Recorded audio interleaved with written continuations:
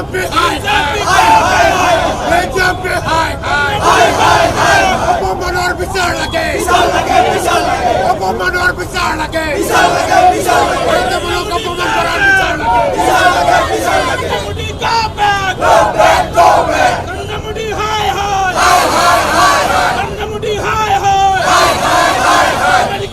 ভারতীয় অপমান করে না চলিব আমেরিকার মাটিত ভারতীয় অপমান করে না চলিব ভারত সরকার হায় হায় Narendra Modi go back Narendra Modi go back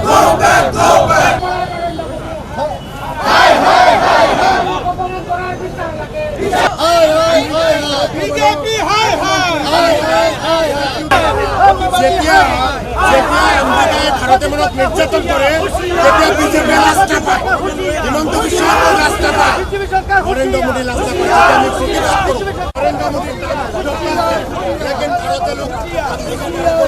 আমাৰ দেশৰ প্ৰধানমন্ত্ৰী নৰেন্দ্ৰ মোদী ডাঙৰীয়াই নিজকে বিশ্বগুৰু বুলি কয়। বিজেপিৰ নেতা পালি নেতাসকলে নৰেন্দ্ৰ মোদী ডাঙৰীয়াক বিশ্বগুৰু বুলি কয়। সেই বিশ্বগুৰুৰ দেশৰ নাগৰিকক আমেৰিকাই হাতত হেণ্ডকাপ লগাই ভৰি ঠিকুলি লগাই তেওঁলোকৰ বিমানেৰে আনি ভাৰতৰ মাটিত থৈ যায় নিৰ্যাতন কৰি। তাৰ পিছত নৰেন্দ্ৰ মোদী ডাঙৰীয়াৰ কোনো বক্তব্য নাই, কোনো ৰিয়াকশ্যন নাই, বিজেপিৰ নেতাসকলৰ ভাৰত চৰকাৰৰ কোনো প্ৰতিক্ৰিয়া নাই। যিদিনা ভাৰতৰ মাটিত আমেৰিকাৰ বিমানৰ জৰিয়তে ভাৰতীয়সকলৰ হাতত হেণ্ডকাপ আৰু ভৰি ঠিকুলি লগাই দি থৈ গৈছিল, সিদিনাই সমগ্ৰ ভাৰতৰ মানুহৰ মন প্ৰাণ হাহাকাৰ কৰি উঠিছিল আৰু প্ৰতিজন ভাৰতীয় মানুহে লজ্জাবোধ কৰিছে। প্ৰতিজন ভাৰতীয় মানুহখিনিক অপমান কৰিছে আমেৰিকাই। ডোনাল্ড ট্ৰাম্পে ভাৰতীয় মানুহখিনিক অপমান কৰিছে। আমেৰিকাৰ ৰাষ্ট্ৰপতি ভাৰতীয় মানুহখিনিক নিৰ্যাতন কৰিছে। কেৱল সেইকেইজন মানুহৰ হাতত হেণ্ডকাপ লগোৱা নাছিল আমেৰিকাই, প্ৰতিজন ভাৰতীয় মানুহৰ হাতত হেণ্ডকাপ লগাইছে। তাৰ পিছতো নৰেন্দ্ৰ মোদী ডাঙৰীয়া ভাৰত চৰকাৰে কোনো ব্যৱস্থা নলয়। আমি ভাৰতীয় মানুহে, আমি ভাৰতীয় জাতীয় কংগ্ৰেছ দলে আমেৰিকাক ভয় নকৰোঁ, ট্ৰাম্পৰ ৰঙা চকুক ভয় নকৰোঁ, কিন্তু নৰেন্দ্ৰ মোদী ডাঙৰীয়াই ভয় কৰে। নৰেন্দ্ৰ মোদী ডাঙৰীয়াই ভাৰতীয় মানুহক নিৰ্যাতন কৰিবতো মনে মনে থাকিব, এয়া কেতিয়াও হ'ব নোৱাৰে। কাৰণ এইখন ভাৰতবৰ্ষৰ প্ৰধানমন্ত্ৰীৰ চকীৰ মৰ্যাদা আছে, ভাৰতীয় মানুহৰ স্বাভিমান আছে। ভাৰতীয় মানুহৰ স্বাভিমানক কোনোবাই যদি আঘাত আনে, ভাৰতীয় মানুহৰ কোনোবাৰ সন্মান যদি হানি কৰে কোনোবা বিদেশী ৰাষ্ট্ৰই, সেয়া ভাৰত ৰাষ্ট্ৰই কেতিয়াও বহি নাথাকে। গতিকে আমি প্ৰতিবাদ কৰিছোঁ, নৰেন্দ্ৰ মোদী ডাঙৰীয়াক সকীয়াই দিছোঁ যে আপুনি মনে মনে থাকিলে নহ'ব। কোনো ভাৰতীয়ক আমেৰিকা বা আন ৰাষ্ট্ৰই যদি অপমান কৰে, সেই ক্ষেত্ৰত ভাৰত ৰাষ্ট্ৰই উপযুক্ত জবাব দিব লাগিব। নৰেন্দ্ৰ মোদী ডাঙৰীয়াই ভয় কৰিলেও কোটি কোটি ভাৰতীয় মানুহে আমেৰিকাক ভয় নকৰে, ডোনাল্ড ট্ৰাম্পক ভয় নকৰে। গতিকে প্ৰতিবাদ চলিছে, ইয়াৰ বিচাৰ লাগিব। আমেৰিকাক জবাবদিহি কৰিব লাগিব ভাৰত চৰকাৰে। নৰেন্দ্ৰ মোদীয়ে ডোনাল্ড ট্ৰাম্পক বন্ধু বুলি কয়। আজি তেওঁৰ বন্ধুৱে তেওঁৰ দেশৰ নাগৰিকক নিৰ্যাতন কৰিছে, তাৰপিছতো তেওঁ কিয় নিমাত হৈ আছে? এই প্ৰশ্ন প্ৰতিজন ভাৰতীয়ৰ, প্ৰতিজন কংগ্ৰেছীৰ। কিয় নৰেন্দ্ৰ মোদী ডাঙৰ আপুনি নিমাত? যেতিয়া ভাৰতীয় মানুহখিনিক নিৰ্যাতন কৰিছে, কোটি কোটি মানুহে যেতিয়া ভাৰতীয়ই কৈছে ইয়াৰ বিচাৰ লাগে, কিয় নৰেন্দ্ৰ মোদী ডাঙৰীয়া আপুনি বিচাৰৰ কাৰণে ব্যৱস্থা কৰা নাই? কিয় আমেৰিকাৰ ওচৰত আপুনি প্ৰশ্ন উত্থাপন কৰা নাই? কিয় ভাৰত চৰকাৰে আমেৰিকাক জবাবদিহি কৰা নাই? এই বিচাৰ বিচাৰি আমি কংগ্ৰেছ দলে ৰাজপথত আহিছোঁ আৰু এই বিচাৰ আমাক লাগিব।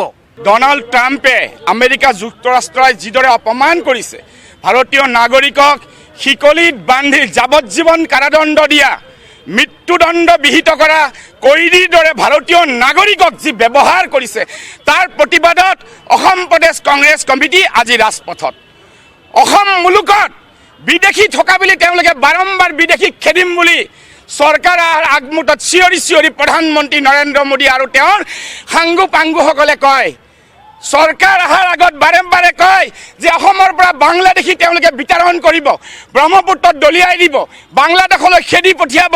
সেইখিনি ক্ষমতা তেওঁলোকৰ নাই হোৱা আৰু নহয়, তেওঁলোকে সেই ক্ষেত্ৰত নিমাত শ্ৰদ্ধেয়ী। আৰু আজি আমেৰিকা যুক্তৰাষ্ট্ৰৰ ৰাষ্ট্ৰপতি ডনাল্ড ট্ৰাম্পে যি ব্যৱহাৰ কৰিছে, ভাৰতৰ গণতন্ত্ৰক তেওঁ ভৰিৰে মোহাৰিবলৈ চেষ্টা কৰিছে। আৰু তাত ভাৰতৰ প্ৰধানমন্ত্ৰী আৰু তেওঁলোকৰ নেতাসকলে মুখত আঙুলি দি চুপচাপ আছে, লাজু লগা নাই তেওঁলোকৰ। তাৰ প্ৰতিবাদত এই আন্দোলন, আৰু এই আন্দোলন সমগ্ৰ অসমত বিস্তাৰিত হ'ব। এই আন্দোলন থমকি নৰয়। আমেৰিকাৰ ৰাষ্ট্ৰপতি ডনাল্ড ট্ৰাম্পে ভাৰতীয় নাগৰিকৰ যি ধৰণে হাতত চিকল, ভৰিত চিকল বান্ধি তেওঁলোকক কয়দীৰ দৰে, গৃহমন্ত্ৰীৰ দৰে ভাৰতত তেওঁলোকক আমেৰিকাৰ এয়াৰক্ৰাফ্টে আহি থৈ গৈ, এইটো অতি অপমান ভাৰতবাসীৰ কাৰণে মান মৰ্যাদা ইয়াত হানি হৈছে। মই ইমান দিনে আমি ভাবি আছিলোঁ যে নৰেন্দ্ৰ মোদী ডাঙৰীয়াই সদায় কয় যে তেওঁ বিশ্বগুৰু হ'বলৈ গৈ আছে, তেওঁ বিভিন্ন সময়ত বিভিন্ন ৰাষ্ট্ৰত গৈ তেওঁ প্ৰচাৰ কৰি থাকে। আজি ইমান দিনে তেওঁ কৈ আছিলে যে আমেৰিকাৰ লগত তেওঁৰ সম্পৰ্ক ভাল, ডনাল্ড ট্ৰাম্প তেওঁৰ বন্ধু। ডনাল্ড ট্ৰাম্পৰ নিৰ্বাচনৰ সময়ত, আমেৰিকাৰ ৰাষ্ট্ৰপতি নিৰ্বাচনৰ সময়ত তেওঁ ডনাল্ড ট্ৰাম্পক মাতি আনি ভাৰতবৰ্ষক নমস্তে ডনাল্ড প্ৰগ্ৰাম পাতিছিলে। এনেধৰণৰ বন্ধুত্ব সম্পৰ্ক তেওঁ থকা বুলি ইমান দিন তেওঁ এটা ভুৱা মিছা কথা কৈ আছিলে, যিটো আমি গম পালোঁ, যেতিয়া আমি বুজি পালোঁ যে ডনাল্ড ট্ৰাম্পৰ লগত তেওঁৰ কোনো ভাল সম্পৰ্ক নাই। যদি তেওঁ ইমান দিনে ভাৰতৰ আমেৰিকাৰ সম্পৰ্ক ভাল কৰিলে হয়, তেতিয়াহ'লে আজি আমেৰিকাত থকা ভাৰতবাসীক এনেকৈ হাতত ভৰিত চিকল বান্ধি, য'ত মহিলা আছিল, শিশু আছিল, এনে ভাৰতবৰ্ষত তেওঁ 40 ঘণ্টা এখন মিলিটাৰী এয়াৰক্ৰাফ্টত তেওঁলোকক কয়দীৰ দৰে আনি কেনে এক অমানৱীয় পৰিৱেশত, য'ত বাথৰুম কৰিব পৰা নাই, পেচাব পায়খানা কৰিব পৰা নাই, এনেকুৱা এটা পৰিৱেশত আনি ভাৰতত থৈ গ'ল। এই ক্ষেত্ৰত নৰেন্দ্ৰ মোদী নিমাত কিয়? এই ক্ষেত্ৰত বিজেপি চৰকাৰ নিমাত কিয়? ক'ত গ'ল তেওঁলোকৰ বৈদেশিক নীতি? ক'ত গ'ল তেওঁ ডনাল্ড ট্ৰাম্পৰ প্ৰতি তেওঁ প্ৰীতি? তেওঁ ক'ত গ'ল তেওঁৰ 56 ইঞ্চি তেওঁৰ বুকু? তেওঁ কিয় ডনাল্ড ট্ৰাম্পক তেওঁ 56 ইঞ্চি তেওঁ দেখাব নোৱাৰে? কিয় তেওঁ আমেৰিকাক তেওঁ ৰঙা চকু দেখাব নোৱাৰে? কলম্বিয়াৰ দৰে ৰাষ্ট্ৰ এখনে কেনেকৈ আজি তেওঁলোকৰ যেতিয়া প্ৰব্ৰজনকাৰী তেওঁ আমেৰিকাই যেতিয়া অমানৱীয় ব্যৱহাৰ কৰিলে, কলম্বিয়াই কেনেকৈ তেওঁ ৰঙা চকু দেখুৱাই দিব পাৰিলে আমেৰিকাক? কিয় আমাৰ নৰেন্দ্ৰ মোদী ডাঙৰীয়াই যে বিশ্বগুৰু বুলি নিজকে সদায় তেওঁ প্ৰতিপন্ন কৰাৰ কাৰণে তেওঁ বিদেশ ভ্ৰমণ কৰি থাকে? কিয় আজি চাইনাই আমাক ৰঙা চকু দেখুৱাই? কিয় আজি বাংলাদেশত আমাৰ ভাৰতবৰ্ষৰ বিৰুদ্ধে কিয় ইমান তাতে হুলস্থুল, ভাৰতীয়ৰ বিৰুদ্ধে হুলস্থুল? কিয় আজি আমেৰিকাই আমাৰ ভাৰতীয় নাগৰিকক, আমাৰ মহিলাক, আমাৰ শিশুক কিয় আজি কয়দীৰ দৰে অমানৱীয়ভাৱে, যিটো আমি পশু পক্ষীক, চৰাই চিৰিকটিক, জীৱ জন্তুক আমি যিটো ব্যৱহাৰ নকৰোঁ, সেনেধৰণৰ ব্যৱহাৰ কৰি আজি ভাৰতবৰ্ষত থৈ গ'ল। কিন্তু আজি বিজেপি চৰকাৰ নিমত, আজি এক্সটাৰ্নেল ফৰেইন এফেয়াৰ্ছ মিনিষ্টাৰ আজি কিয় মনে মনে আছে? আজি ফৰেইন মিনিষ্টাৰে কিয় মনে মনে আছে?